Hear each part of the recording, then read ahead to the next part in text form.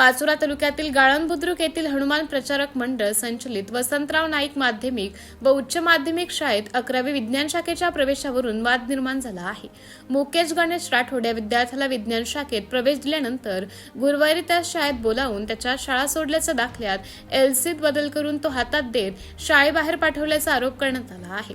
तक्रारीनुसार संबंधित विद्यार्थ्याच्या एलसीवरील अनुक्रमांक 937 वर मुख्याध्यापक आर्यन पाटील यांनी 11वी विज्ञान शाखेत प्रवेशाचा शेरा नोंदवला होता। मात्र विद्यार्थ्याला नंतर देण्यात आलेल्या एलसीमध्ये मूळ क्रमांक 888 कायम ठेवण्यात आल्याने कागदपत्रांमध्ये विसंगती असल्याचा आरोप करण्यात आला आहे। एलसीला स्वतंत्र अनुक्रमांक असताना त्यात बदल न केल्याबाबतही प्रश्न उपस्थित करण्यात आले आहेत।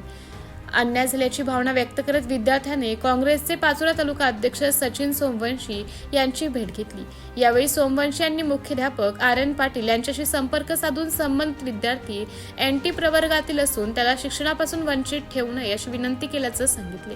मात्र याबाबत समाधानकारक उत्तर न मिळाल्याचा आरोप त्यांनी केला आहे। यानंतर सचिन सोमवंशी यांनी पाचोऱ्यातील आयोजित छत्रपती शिवाजी महाराज महसूल समाधान शिबिरात उपविभागीय अधिकारी भूषण अहिरे व तहसीलदार विजय बनसोडे यांच्याकडे लेखी तक्रार दाखल केली।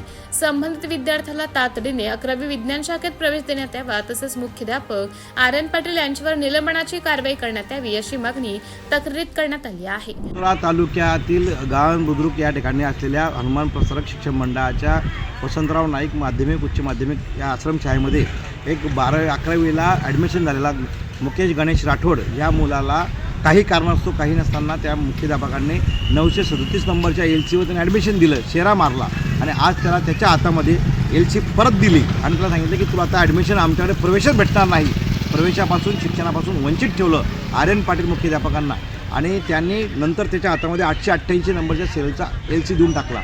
त्या विद्यार्थ्याला घेऊन आम्ही या ठिकाणचे या ठिकाणी राजस्व अभियान जे छत्रपती शिवाजी महाराज राजस्व समाधान शिबिर जे होतं त्यामध्येच ही कंप्लेंट दिली आणि त्यावेळेला या ठिकाणी तहसीलदार जे होते त्यांनी तो अर्ज स्वीकारलेला आहे।